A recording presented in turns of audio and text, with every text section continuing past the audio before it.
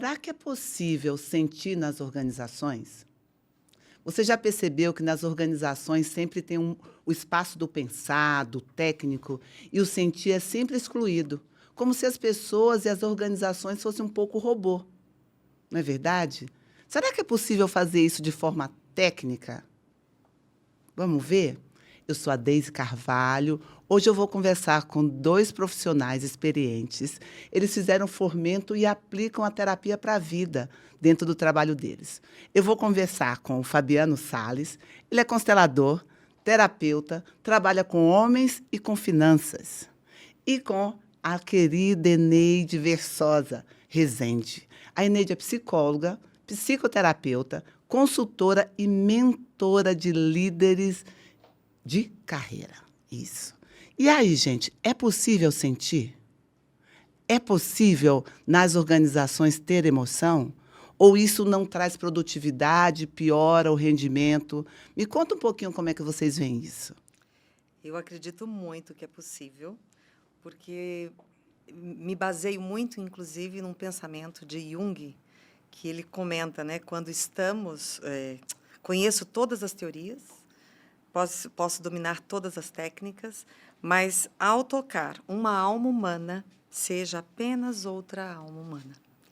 E é assim que eu acredito que as pessoas têm se conectado nas organizações ou em qualquer lugar que elas estejam, desde que elas se coloquem como pessoas, como almas humanas. E por que você acha, Eneide e Fabiano, que muitas vezes nós, profissionais, talvez não vestimos essa alma humana? Às vezes a gente quer se colocar em um outro lugar ou numa outra máscara, né, vamos dizer assim. O que você imagina que isso acontece? Pelas defesas naturais do ser humano, né? Nós utilizamos de algumas defesas exatamente para não entrarmos em contato com algumas questões mais profundas, mais difíceis, às vezes, de serem observadas. E aí é onde nós perdemos, né? Quando nós saímos um pouco disso e continuamos na defesa. Isso é nossa estratégia de sobrevivência, né, Fabiano? Exatamente, Deise. Primeiro eu quero falar que é um prazer estar aqui, juntar essas 2 mulheres maravilhosas. Nossa, um gentleman, não? E é muito interessante essa conexão com a própria terapia, da terapia com a vida, né? Que a gente aprofundou no fomento, né? E eu diria mais que é necessário trazer isso para as organizações. Um ambiente eminentemente masculino, Sim. Né, Eneide? Mas, pelos próprios mecanismos de sobrevivência que a gente cria, né, a gente muitas vezes desconecta. Né? Então, a gente fica muito na estrutura, no pensar, né? E esse pensar leva, às vezes, à ação que não é a que a gente quer. Né? E, por isso, essa conexão com o sentir, ela é fundamental. Né? A gente busca trabalhar na nossa experiência exatamente isso, porque as empresas são ambientes eminentemente masculinos, né? Então, é como se a gente pudesse estar levando um pouco do feminino para isso. Exato. Um pouco desse aspecto da maternagem, né, do autocuidado, dessa conexão com o interno. Porque quando a gente se conecta com o cliente, né, que nós estamos aqui comentando sobre ele, facilita todo o nosso caminhar.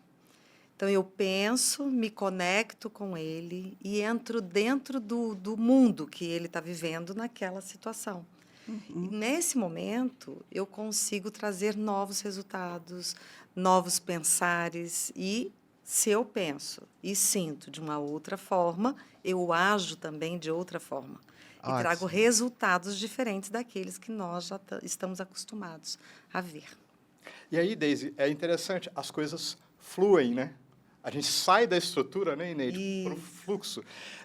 Hoje eu não estou trabalhando diretamente com empresas, mas tenho experiência, e a Ineide tem uma larga experiência, né, com vários exemplos, né, Ineide, onde muitas das vezes a questão começa a fluir. Eu vou começar com um exemplo aqui, para dar uma visão prática, sabe, Deise? Por exemplo, há algum tempo eu estava trabalhando com um cliente que não eram questões empresariais, eram questões pessoais, sabe, ligadas à questão familiar e esse tipo de coisa. E, num exercício sistêmico, ele entrou em contato com a própria criança dele. E a criança voltava para ele e falava: não, mas por que você não chuta o balde, né? Toma uma atitude bem quinta série, né? Quinta série, eu entreguei a idade agora, Neide. Mas bem quinta série da minha época, né? E ele olhou para isso e ficou com aquilo, olha que coisa interessante, fomos trabalhando. nada relativo à empresa. Na outra sessão, quando ele retornou, ele veio me contando uma questão interessante. Olha, na minha empresa, ele era um líder de equipe, né?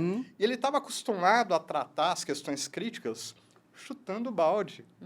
E ele veio me falar que depois de trabalharmos essa questão, né, nesse exercício, ele conseguiu, né, mesmo ele tratando questões pessoais, mas na própria empresa, ele conseguiu lidar com a situação de uma forma diferente, sem precisar tomar as mesmas atitudes que ele estava tomando. Porque isso que você traz, né, Fabiana, e a Ineide também está trazendo, a importância do autodesenvolvimento, do autoconhecimento.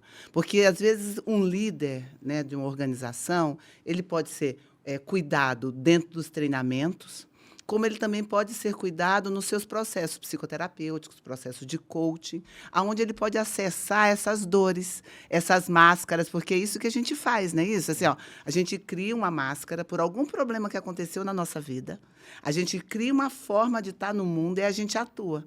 E aí, quando você, o cliente, você viu isso, ele falou assim, uau, é como se algo aparecesse para ele e ele pudesse transformar e poder se posicionar, inclusive, como um líder diferente. Exatamente. E a Inês trouxe... Eu vou trazer uma frase que me toca muito nesse processo que eu venho trabalhando, que é de Nietzsche, onde ele fala, torna-te quem tu és. Busca esse contato com a tua essência, e o Formento nos mostrou, nos tocou, e, em particular, você lembra, me tocou exatamente nesse ponto, né? De buscar a conexão com a nossa essência. E isso, para o masculino, para a energia masculina fluir adequadamente, é fundamental. E até mesmo nas empresas, né, Neide? E aí vocês estão tocando num assunto, né, da questão do autoconhecimento. E eu digo sempre, quando eu estou nos treinamentos ou na condução de coach, mentoria, eu digo para eles, conheça-se primeiro a si mesmo, para que você possa se conectar melhor com as pessoas e com as suas equipes. Porque os líderes, eles ficam mais receosos, né, de entrarem numa seara que talvez vai gerar uma certa intimidade maior com a equipe, e eles não sabem muito bem lidar com isso. Mas, se ele está bem desenvolvido internamente, ele fica bem. E a sua equipe também vai se desenvolvendo. E aí a gente percebe também níveis diferentes de consciência, de tomada de consciência nesses processos com quem nós trabalhamos. Então, já aconteceu, né, de trabalhar com o mesmo estímulo para os líderes e as equipes, e as reações serem totalmente diferentes, porque os líderes já foram mais desenvolvidos em algum momento e a equipe ainda tem um caminho a mais a trilhar.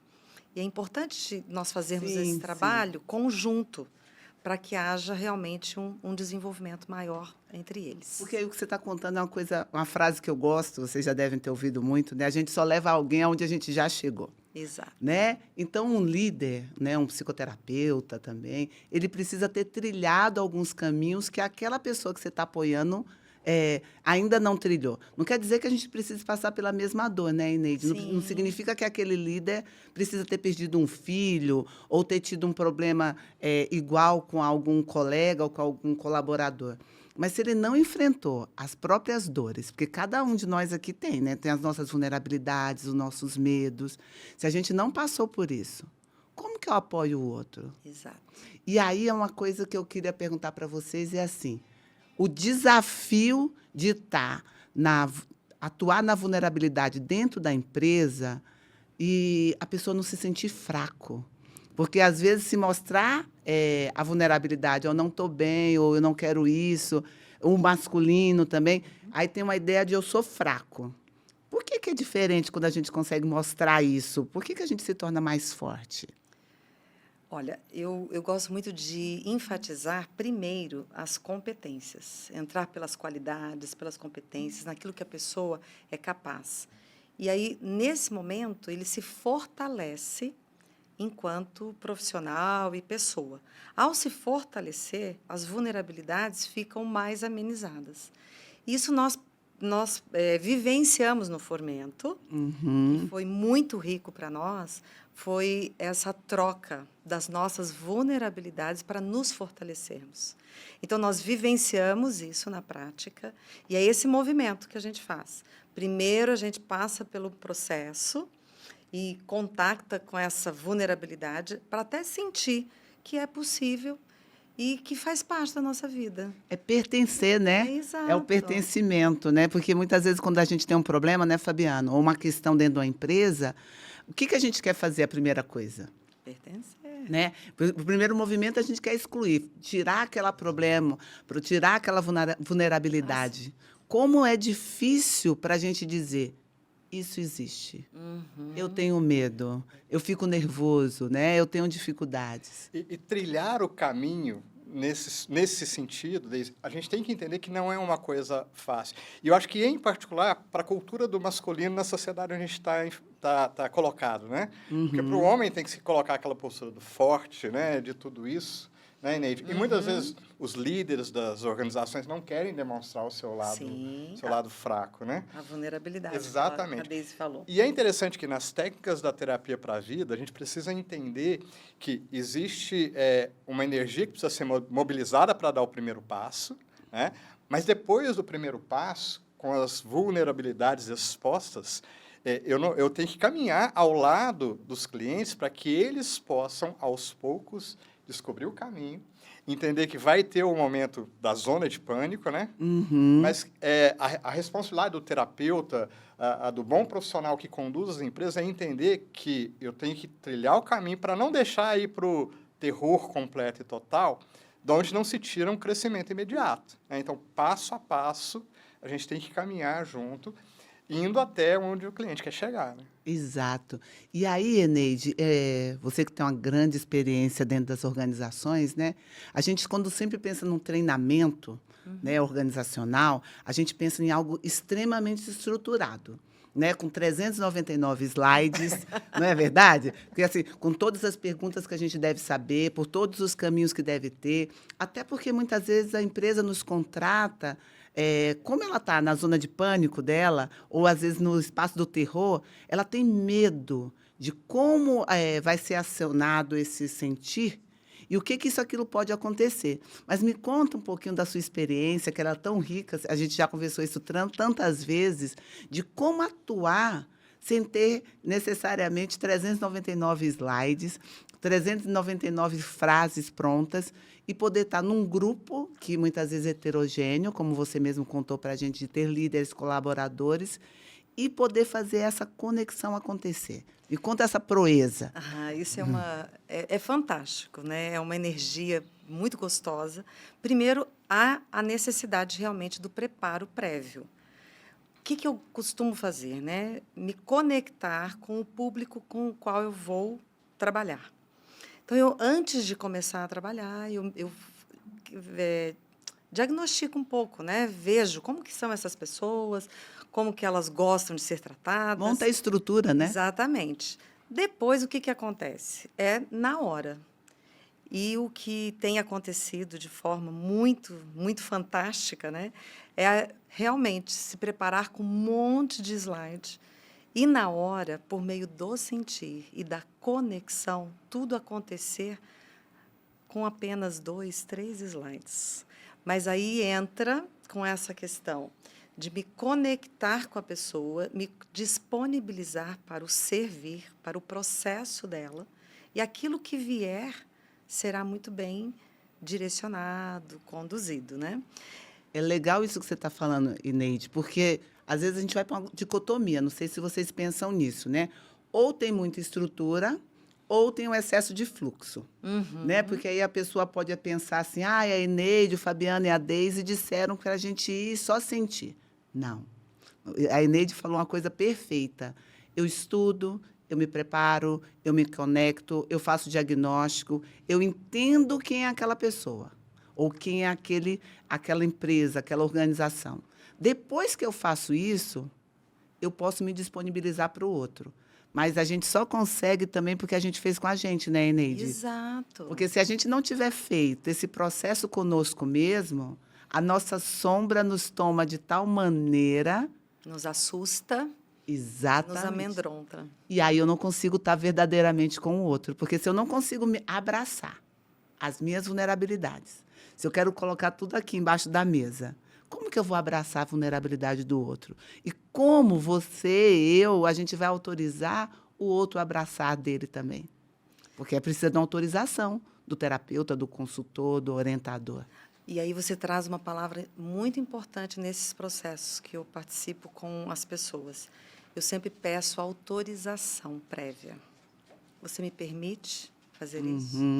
Então, isso também é algo que nós aprendemos no Fomento, nos processos que nós já estivemos com você, Deise, né? A minha formação em constelação que eu fiz contigo, juntamente com o Fabiano, né? É verdade, vocês são colegas de turma. É verdade, terceira turma. E isso ficou muito nítido para nós. O cuidado que eu tenho que ter ao estar com o outro. Quando nós pedimos permissão, nós acabamos sendo também respeitados, porque você está respeitando o espaço do outro. Porque o outro pode aceitar ou não. Então, Você fazemos tá olhando, o convite. Você está olhando o outro como adulto, né, Eneide? Exatamente. Porque, às vezes, o terapeuta ou o consultor nas empresas, eu acho que, às vezes, isso dá uma certa resistência, porque eu imagino que a gente chegue como de um lugar do saber tudo. E se a gente dá no saber tudo, na verdade, dá um negócio chamado sobreposição de contexto. Aquela pessoa olha para a gente e não vê a gente. Vê o pai, vê a mãe, aquela outra pessoa crítica. A partir do momento que assume essa postura, como você está falando lindamente, ele vê, como você falou aquela frase linda do Jung, né? É só uma pessoa olhando para outra pessoa e se disponibilizando. Exato. E nessas questões que você apontou muito bem, das sobreposições de contexto, é o que mais acontece nas organizações, sobretudo. Né? Eu acabo levando isso naturalmente, né, para o ambiente de trabalho, para a minha equipe, para o colega do lado, me confundindo. Né? E é interessante que a palavra que me ocorre é coragem, a verdadeira coragem, porque a gente acha que a coragem é a energia que se sobrepõe a tudo, avassaladora, e passa por cima das pessoas. A verdadeira coragem passa por pedir permissão. Isso. E passa, a gente aprendeu isso na terapia para a vida, por essas questões de ter conexão, então passa pelo sentir, necessariamente, passa necessariamente pela estrutura, porque tem que haver um preparo, tem que haver uma estruturação, justamente para o terceiro eixo, onde as ações têm que ser coerentes e seu equilíbrio, né? Essas três questões, tudo flui. Aí eu entro no fluxo. Exato, porque a gente precisa pensar, né? A gente precisa sentir e a gente precisa agir. Muitas vezes a gente só faz uma das pás, né? E aí fica em deficiência. Quando a gente consegue fazer essas três questões, primeiramente conosco, fica fácil a gente orientar, dar treinamento, trabalhar com homens. Trabalhar, porque vocês dois trabalham em ambientes que eu usaria um termo bem psicanalítico chamado resistentes. Né? Naturalmente resistentes. Naturalmente resistentes. É um lugar onde essa pessoa ela se protege tanto porque ela sofreu tanto. Não é verdade? Então, assim, lidar com essa resistência não é uma tarefa muito fácil. É um grande desafio. Não sei para vocês, eu penso nisso, né? Então, como lida com isso? Como fazer isso? E tem um outro aspecto importantíssimo, que é a confiança. Nós citamos em situações em que eu não conheço bem o meu público, que eu tenho que conhecê-lo melhor. Mas aquele que eu já conheço, como é o segundo passo? Porque a confiança ela vai se consolidando cada vez mais. E é como se o compromisso fosse até maior. Porque se já me conhecem, sabe aquilo que eu posso oferecer. E aí, então, parece que fica mais um pouco pesado para nós que estamos conduzindo um trabalho, mas como o outro confia, você segue o fluxo de uma maneira mais salutar ainda, né? E aí eu me lembrei também de situações em que, sabendo do público, mesmo assim, eu fui com algumas incertezas do que poderia acontecer. Mas aí eu respeitei o meu coração. Falei, não, eu vou na conexão, na confiança daquilo que eu me preparei para estar com eles. E aí foi mágico, né? Com certeza, eu tenho certeza, Eneide. Porque com essa sua sensibilidade, e é importante a gente falar que não é um preparo só para aquele treinamento, né? É um preparo de anos, de inúmeros cursos, de inúmeras vivências. E aí você está falando da confiança, a gente poderia falar, né, Fabiano, do quadrado da fé, né? Exatamente. Aliás, eu vou dar um passo antes, porque não é à toa que se chama terapia para a vida. Tanto dos clientes quanto para os terapeutas, porque isso é transformador. E entrando nessa questão do quadrado da fé, não tem como o outro ter confiança em você, terapeuta, se você, terapeuta, não desenvolve a confiança em você mesmo. Acho que isso é fundamental. Só que a gente não pode esquecer, Deise, que o terapeuta ele tem que ter confiança no cliente, né, Neide? Exato. Isso é fundamental. Eu me lembro muito Começa consigo mesmo para ir para o outro, né? Eu me lembro muito do Matias, né? Onde ele falava, olha, o terapeuta ele tem que ser um buscador de soluções incansável e acreditar que o cliente, que a empresa, que o homem, enfim, aquela pessoa que está diante dele vai encontrar a solução, porque eu também acredito na solução. E, em contrapartida, isso gera toda uma cadeia. Por isso que a gente não deve trabalhar com quem a gente não confia. Porque a gente pode, né, como consultor, como um trabalho com finanças, como um trabalho que você vai direcionar mais no aspecto do pensar, você pode olhar e falar assim, essa empresa não bate com os meus valores. Essa empresa não tem a ver comigo. Então, quando a gente está falando aí do quadrado da fé, a confiança minha no meu produto que eu ofereço, né? No meu treinamento, na minha terapia. O cliente, ele olha, ele te compra por quê? Porque ele confia naquele produto que você está entregando. Mas aí ficam duas pontas, né? Muitas vezes o cliente ainda não tem a confiança nele mesmo. Porque se ele já tivesse, ele não precisava da gente. Mas a gente precisa olhar para o nosso cliente, que seja a empresa, que seja a terapia, que seja um homem ou uma mulher, e dizer, dá, nós fazemos junto, nós vamos caminhar junto, dá para eu caminhar e apoiar você. Isso é importante, porque às vezes a gente desqualifica.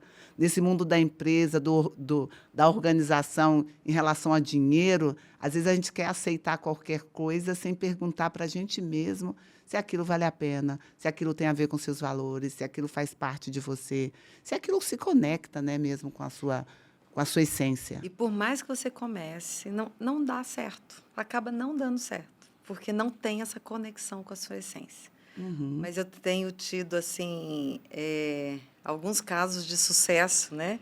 Muito nesse sentido, das pessoas, de dar essa conexão, fazer essa conexão minha com os meus clientes.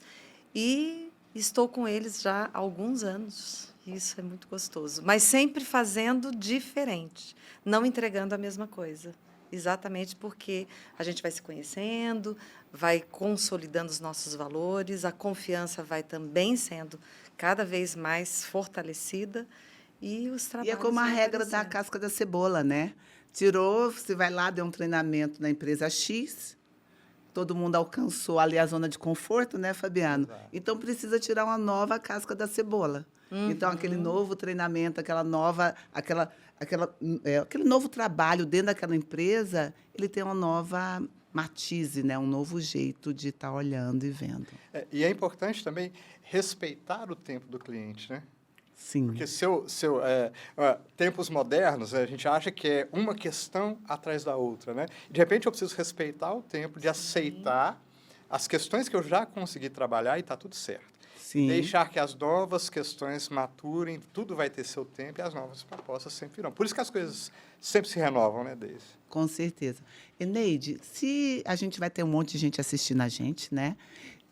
Vamos imaginar, eu sou um terapeuta, um psicólogo, alguém que eu quero começar a trabalhar nesse ramo das organizações. Né? Você, como uma pessoa que é aí experiente, também mentora de pessoas para o desenvolvimento de carreira, o que você vê que é importante para esse profissional? O que você percebe que é para o desenvolvimento dele, para trabalhar nessa área organizacional? O que você aconselharia? Né? O que você percebe que é importante que ele possa fazer na carreira dele? A primeira coisa é conectar-se consigo mesmo, descobrindo quais são as suas principais habilidades, naquilo que ele se diferencia. Descobrir as suas competências, porque o que é ser competente em algo que você faz? É quando você se diferencia do seu concorrente. Você faz algo que é único. Eu costumo perguntar isso quando eu faço seleção. Eu pergunto para a pessoa, né? O que é o seu diferencial? É o Dharma, né? Isso. E, assim, primeiro descobrir isso, saber exatamente para onde que essa pessoa está querendo ir, qual área que ela está querendo atuar, e fazer o seu melhor, mas sempre entregando um passo além, fazer um pouco mais daquilo que você já faz, mas dentro de um propósito interno E que ter faz clareza. sentido, né? Isso. Né? Quando a gente pensa lá na terapia para a vida, na jornada terapêutica, né, que é aquela coisa da conexão com a vida, né? Uma conexão com aquilo que você veio para realizar no mundo. E para você, Fabiano, quando você pensa no terapeuta, nessa pessoa que atua também com homens, o que você percebe que é importante para o terapeuta também? É importante que o terapeuta tenha o olhar para o cliente, né, focado nas necessidades dele. Uma das questões é que nós, homens, de maneira geral, mulheres também, né, não vamos ser... Sim. Mas para o homem, e eu falo disso por aquela questão de ter vivido vários processos também, né, é importante pensarmos o que é efetivamente necessidade. E, junto com isso, onde dói mais? Porque nós, homens, também temos as nossas dores, né? E, muitas das vezes, até pelo rótulo social, é difícil enxergar um homem dando um passo para abrir as suas dores, principalmente para consigo mesmo. Não tem autorização, né, Fabiano? Exatamente, né? Então, acho que é importante, assim como as empresas têm que necessariamente fazer esse caminho, né? E irão fazer ao longo do tempo, né? A própria sociedade já vem repensando essas questões, né, Deise? Não é só repensar o lado do feminino, necessário, importantíssimo, mas o masculino também tem que repensar o seu papel, a sua forma de caminhar, e eu entendo que passa por isso, de nós, homens, também pensarmos quais são as nossas dores, nos autorizarmos. Quando vocês dois falam, o que vem para mim é algo assim, né? Como é importante a gente olhar, tanto na empresa quanto nos processos, sejam pacientes resistentes, masculinos ou femininos, atuando às vezes mais como um robô, né, Fabiano, no pensar e no agir, como é importante olhar para o mundo interno, perceber as nossas vulnerabilidades, perceber as nossas dores, perceber aquilo que nos fragiliza, para que eles possam nos fortalecer, para depois a gente também ter uma boa atuação no mundo externo. Porque é a empresa que se desenvolve, né, Eneide? Porque muitas vezes a empresa que se desenvolve, ela pensa, mas eu estou investindo nisso, dá um retorno financeiro depois, não dá? Fantástico, porque as pessoas, quando elas estão felizes e bem com elas mesmas, já foi comprovado em pesquisas que a produtividade aumenta. Mas, conversando aqui com vocês, eu me lembrei de uma situação muito interessante, num processo individual que eu fiz com uma cliente, né, como mentora, e quando ela me buscou, foi exatamente num processo de término de uma empresa, e ela queria fazer um direcionamento diferente da carreira dela, né? E aí eu usei exatamente essa palavra com ela. Falei, primeiro venha se fortalecer, depois nós vamos ver o que caminho que você pode seguir. Só depois que você estiver bem. E eu me arrepio de dizer isso, porque no dia que ela chegou para mim e falou assim, agora eu já consigo tomar a minha decisão e eu me sinto fortalecido o suficiente para fazer o meu melhor. Nossa, eu também me arrepio com essa fala. Gente, foi uma delícia, né? Eu queria só que vocês dissessem com uma palavra, uma frase, algum recado para as pessoas que estão nos vendo, algo de reflexão para eles, como dentro desse trabalho que vocês fazem tão bonito. Acho que vou me inspirar na frase que o Fabiano nos trouxe, né? Seja você mesmo. Se encontre, seja você.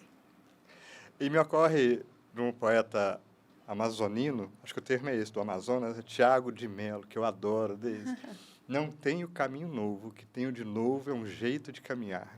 O que nós busquemos novos caminhos através do jeito de caminhar. Então, que lindo. busquemos, né, novos caminhos. Depois disso, eu não tenho o que falar, né? Gente, obrigada, viu, mais uma vez.